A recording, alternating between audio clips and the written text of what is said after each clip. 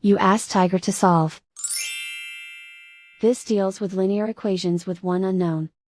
The final result is x equals 12. Let's solve it step by step.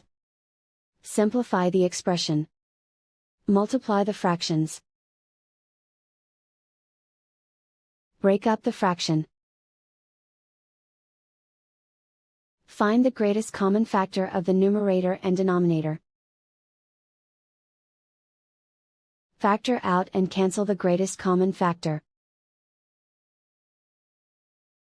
Group like terms. Simplify the arithmetic. Group all constants on the right side of the equation. Subtract 3 from both sides. Simplify the arithmetic.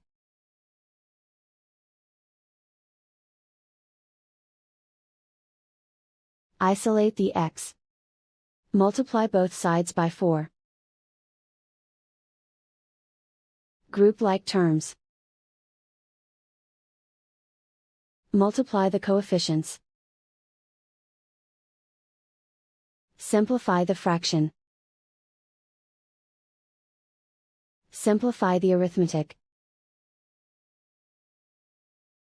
And so the final result is x equals 12.